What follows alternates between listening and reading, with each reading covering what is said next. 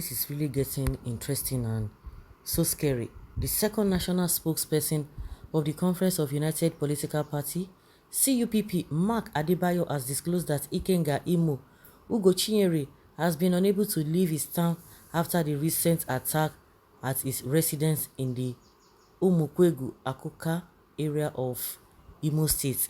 Recall that the country home of Ikenga, who is the first spokesperson for CUPP, was attacked by unknown gunmen who reportedly set ablaze several vehicles within the vicinity. Speaking in an interview with AIT News some hours ago, Mark Adebayo disclosed that he has information that the thugs who attacked Ikenga's residence have blocked all the exit points in his town to attack him again after they failed to harm him in the first attack, and that Ikenga has been unable to leave his town. In Mark's exact words, saying, "Our solace today is the fact that Ikenga Ugochinyere is alive and the perpetrators of the heinous crime have missed their target. One thing I want to put out there is that we have it on good authority that all the exit points from Idiato are being manned by hoodlums who have been instructed to ensure that Ikenga doesn't leave that place. If he tries to leave, they should attack him again. There is information that all the exit points from that town, Akoka, is being manned by thugs who are waiting for him to leave, so they will attack him again. You know they missed him the first time." Okay. So what is the government doing? Because the government is saying they know nothing about it. If they know nothing about it, I think this is the time for them to rescue him or to give him protection. But we are hearing different things from the state government. There's been counter accusation both from the CUPP and the Imo State governments. In this Akokwa, why are you giving what you don't understand? I'm sure your name is not even that name. May you receive exactly same as this man. Deep inside, you know it is the state apparatus that did the attack on this man. Are you with guys, or you just imagine? Why call it ESN? You think before you comment. You are saying that it is a false alarm. As you know them, why not go and arrest them? The people that attack Ikenga house are ESN. They killed the Hausa man at Afo Ndiawa before going to Akokwa. You people are raising false alarm. Well, he has to settle them. He has got to settle with them. Otherwise, why should they be after him? He knows them and knows what they want from him. Sorry, my brother, are you part of them? Are you part of them? It can only happen in sitting at home regions, and they will be rushing to Lagos, killing themselves. So is it only Lagos that Igbos are? You people are just so funny, so pathetic.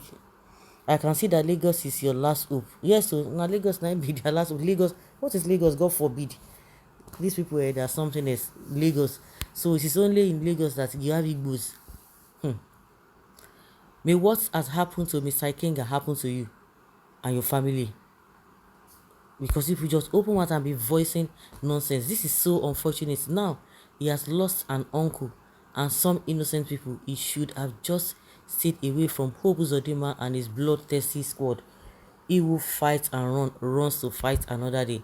Someone has to fight for us. What was his offense? Is it because he exposed governor's plan to rig election? The attack on Chinyere proved that he accused the governor to be true. Indeed, Imo State under Hope Uzodinma is a disgrace to democracy and civility, and unfortunately, the federal government and security agents are just watching the reign of terror simply because the actor is one of their own. That governor lied to the public that Ugochinyere had an agreement with Biafra people. Now, public who have a brain can now see that the governor wants all his opponents killed in the state in support of the federal government. If they like, they should kill him.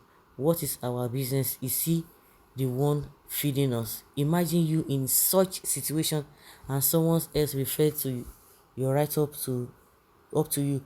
You can imagine. Well, because you don't have human feelings now.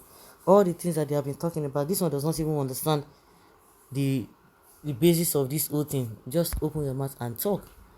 Ugochinyere and one of his aides made it crystal clear that there's no way he won't be killed by them.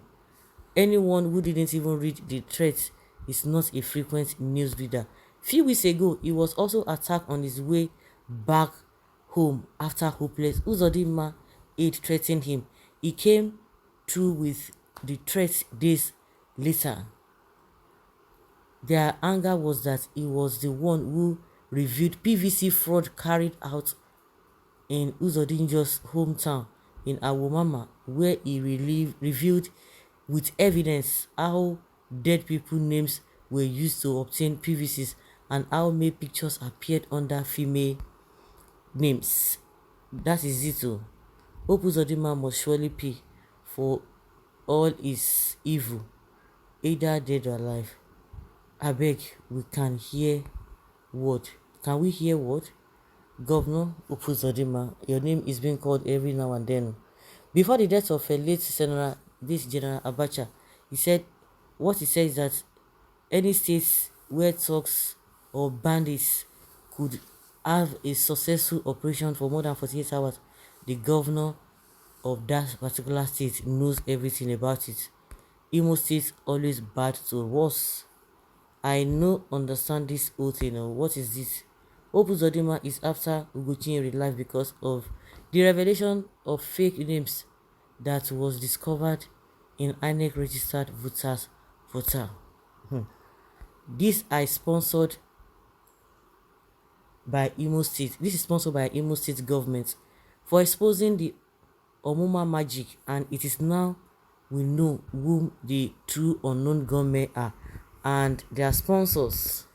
That's why it is difficult for the government to even release the sponsors of all this, whether they are unknown gunmen or not. It is difficult.